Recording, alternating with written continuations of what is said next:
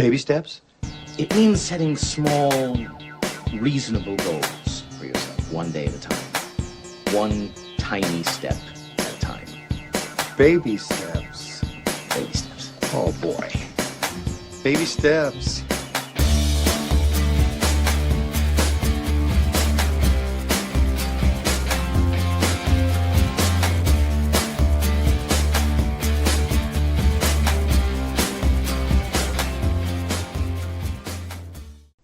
Hello there, my name is Jay. I've been saying in the past that I want to get back to topic-based episodes, and I thought I would do one this time. And the topic that I chose to talk about, which was something I did remember that I mentioned in an earlier episode, driving, specifically driving anxiety. So I guess I will start off by saying, and this was the whole reason I wanted to do this episode, is I'm getting closer to scheduling a professional to help me get over my driving anxiety. Been looking through a bunch of different places. One that I thought I landed on, which was specific for driving anxiety, turns out they kinda aren't. I mean, they will deal with that sort of stuff, but not in the way that I thought they were going to. They did, however, send me a list of other places that I could potentially find what I'm looking for. And among that list, there was one that I already tried that I knew wasn't going to work. But I did find one at the bottom of the list that dealt specifically with, it's more of like driving rehabilitation. So in some instances, it's supposed to help people who either have like a physical problem or some sort of handicap, to help them figure out a way to work around that and get back into driving. In my case, it's more of just, I'm terrified of driving. I think of every possible thing that could go wrong, and that's enough to just make me never want to drive. But they do specifically deal with driving anxiety, and I sent them a quick email to be like, I understand that this is the kind of thing that you are doing with your rehabilitation thing, but do you also can you also help out with anxiety? Got an email back that said, yep, they absolutely can. That's what they do. That's what they're there for. It's kind of just like a game of tag right now, where I'm waiting for a response from them, and then when they get to me, then I'll respond to them. I could just give them a call. Honestly, that would just save so much time instead of just waiting for an email. But at the same time, I'm also waiting for a doctor to send them a prescription so that they can help me, because that's the only way that I'm going to be able to do it. They need a prescription first from a doctor, so I decided to just contact a doctor that has already evaluated me for driving anxiety. It can't actually help me with the driving portion. It's more of just like talking things through. And now I'll just kind of talk about what terrifies me about driving and why I don't do it. Because I know that some people, even though they hate driving, even though they're scared of driving, they still do it. In my case, I'm way out of practice, do not have a lot of experience. I keep making these dumb excuses not to drive, which is, I know what I feel like behind the wheel of a car, and that's what's preventing me from driving, which is dumb to say that and think that, because that is a problem, but I need to start driving again to get rid of those feelings, to get rid of that anxiety, to get rid of that fear and that stress. If I just say, I can't do it because I'm scared, I'm never going to do it. I'm never going to overcome the fear. And I still haven't taken those little steps where it's just driving to the mailbox and back home. It is a very short drive. In fact, it would probably just even take longer just to get out of the car, get the mail out of the box, and get back in the car than it would just to drive to the mailbox. Or I could even do the thing where if the car needs gas, or if I want to pick something up from a convenience store, there is one not that far away from me, just outside of the neighborhood, don't have to hit any traffic lights. Should be fairly easy to get to. Like, that's something I did when I lived at like my former residence, like over 10 years ago, is there was a convenience store right outside of the neighborhood, not that far. Sometimes I would drive to. In fact, sometimes I would drive to it when I was just bored and didn't have anything to do, and I'm like, I feel like just picking up a pack of cookies or just getting like a pint of ice cream or something, and that's what I would do, because I knew I wasn't going to be around a lot of cars. And that's one of the issues of driving, is having an audience, having people observe my driving. Which, it's one of those things of just people having anxiety, worrying about what others think. Like, I have no idea, and I shouldn't think about that stuff. I shouldn't worry about that kind of stuff. It's hard to do that when I'm driving because I'm packed right in the middle of so many other cars. And if I make a boo-boo or if I do something wrong or I'm not quite all the way in one lane, because that's something that kind of messes me up about driving, is that I have to just sort of take a guess. And I know this is something that I will get used to the more that I drive, because it's something that I don't even know if people think about this that often, but I can never tell if I'm in the center of the lane because I'm not driving from the center of the car, if that makes any sense. I'm driving on the left side of the car, so I have to kind of adjust my viewpoint to sort of see, am I in the middle? Am I all the way in the lane? It's difficult for me to sort of wrap my head around that. But that's not like the only reason that I don't drive. I don't drive because, like I said, I think about everything that can and could go wrong. Like, I think about wrecking the car, I think about accidentally injuring somebody else or maybe even myself. I think about getting a flat tire, I think about the car stalling out, I think about running out of gas. I think about just anything that can go wrong in a car. And that's what terrifies me about it. It's like I don't think about that stuff when I'm in the passenger seat, even though all that stuff could go wrong while I'm in the passenger seat.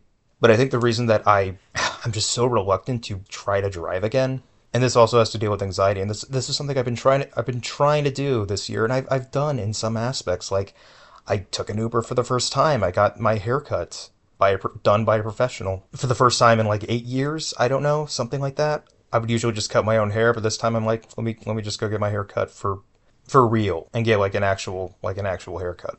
I started using public restrooms again. I mean, it still doesn't come up all that often, but I'm doing that again. Like, all these things I used to do, I'm now doing again, and driving could be one of those as well. So I've never gotten into a accident on the road with anybody.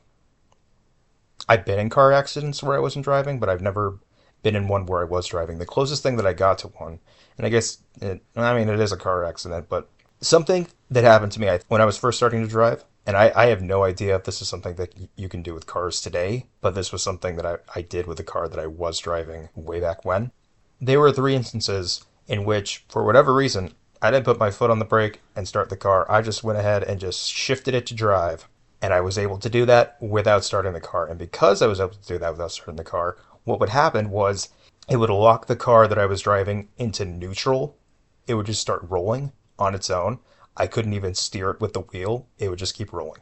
And then I had to like really force that. I really had to force it back to brake or to something else just to stop the car, just so I could start it properly and then drive it properly. But that thing happened to me 3 times. One time, the first time that it happened was in an empty parking lot. The second time it happened was in a full parking lot, but my car was already parked in a way where, when that happened, all that happened was my car just rolled forward, hit the curb, and that was it. I was able to sort of just take a breather, kind of assess the situation, and fix it accordingly, and then everything was fine from then on. The third time it happened was in a driveway. It was like a U-shaped driveway where there are two ways to enter, which would be the ends of the U, and then they both slope upward to the middle part, which would be the top of the driveway, by the front door of this house. I was parked at the top of that U, at the top of that driveway, and I was getting ready to leave this house, and without even thinking about it, I did the thing that I'm not supposed to do. Made that boo-boo again where I shifted into drive and everything is locked up. I can't do anything about it. The car's just rolling down the driveway, but not all the way down the driveway, off the driveway. And this was one of the worst scenarios in which I could have made that boo-boo again. On one side of this U-shaped driveway, there is a very steep hill, and down that hill is another house. There was a tree at the top of that hill that my car went right into and stopped me from rolling down that hill. If that tree was not there, heck, I don't even know if I even would have made it to the house. I think the hill would have been so bad that I just would have toppled over, or I don't know what, but that is one of those things that I do think about a lot when it comes to driving. I don't know if it was a traumatic moment. I guess it was, because I think about it a lot, and I know it was terrifying in the moment. But that was the last time I made that boo-boo with the shifting to drive before starting the car. Also, one of the last times I drove. At least that was like the last year, or like a year after, I think was like the last year that I drove. And I never really drove that much. I never really drove by myself.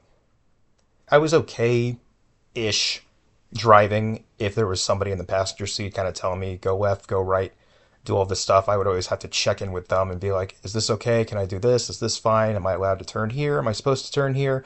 I needed that reassurance. I needed somebody to either say yes or no. Because I never trusted myself. I always doubted myself when I was driving. And I get lost when I drive. Like, if it's not a place that I was, like, super familiar with, I could not get there and back. I actually never tried to drive my own with a GPS. So that's something I need to do. Like, even if I just turn the GPS on to say, like, this is how you get to that convenience store just outside of the neighborhood, just to test it out. You know, this is something that I should be doing. But I'm not even making myself do this, and it really is this awful thing where it's like I could be saving so much money right now if I just tried to push myself. I don't want to say how much money I've spent already, but it's something that I could have used towards something probably, I don't want to say more important, but more practical, I guess, because it was a bad sum of money just for an evaluation. And that was kind of the first step. Like, I couldn't just jump right into, like, you're a professional, help me with driving right now. Get in the passenger seat and tell me what to do. Nope. I had to pay just so they can confirm that I have driving anxiety, but also so they could figure out what options, what to do with me, essentially, what route to go with. And looking at how much it's going to cost down the road, if I decide to do the full 2-week thing that they want me to do, I don't think it's worth it. Like, this really feels like something that I just need to figure out on my own. I'm almost scaring myself into spending that money because I really don't think I can do this on my own. Because I haven't made an effort to do it on my own. Because I'm lazy and I put myself down and I get way too inside my own head. But also because I'm a very inexperienced driver, and it would be pretty bad of me to get in the car and drive on my own when I don't know 100% what I'm doing. Like, there are things that I should probably learn how to do before I drive for real, before I get on the actual road. Wipers, hazards, things that are very important to use if you're in a jam. So maybe I teach myself that. Even if I don't drive, maybe I just teach myself that. That would be a step, right? And that would actually be very important to learn before I do anything with a driving instructor, just to have those two things, just to know how to do those two things. There was another instance in which at the college that I went to for a very short amount of time, I did actually drive myself to the school and back because the apartment that I lived at the time didn't have to mess with any traffic lights. I could just get there without having to be in the way of other cars. But there was one scenario in which I was leaving the school, and there was this, it's not really a four-way stop, it's more of it's going to be hard to describe because I don't really know how to do the best job of describing this, but it's basically like a four-way stop if two of the lanes weren't directly facing each other, and two of the lanes did not have a stop sign.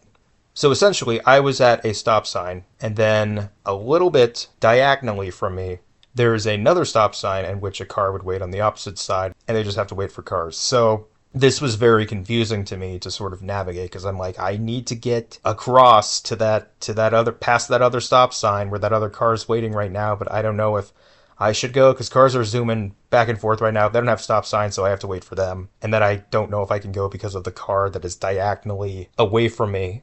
So I just stayed there until somebody honked at me, and the honking spooked me.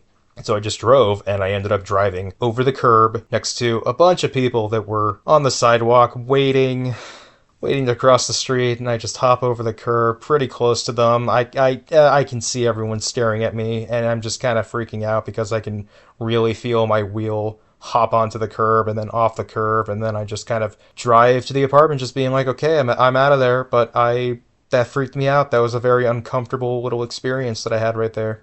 And because of that, I just never drove the car again to school. I would always walk to school. The only time I would drive to school was if my roommate at the time, who I went to school with, who also went to the same school that I did, if we were both going to class, or if he wanted me to drop him off, that'd be an instance where I'm like, okay, I can do that, but I don't think I can do this on my own anymore. And it would just be a lot of sort of situations like that one thing after another domino effect led to me just being like, I want to avoid this situation while driving, and this situation, and that situation, and this other situation, to the point where I ended up just avoiding every situation that involved driving. Because I let one bad experience ruin so much convenience and experience that I could have gotten from having myself drive more. We'll see how the driving instructor thing goes. Maybe it'll work out. Maybe I will end up pushing myself to do this thing on my own just so I can save some money. Maybe I'll have an update next episode, or maybe I'll have... Oh my god, I really gotta pee right now. I really gotta pee. You know what? Till next time, once again, my name is Jay. Thanks to anybody who listened. Really appreciate it. And bye for now.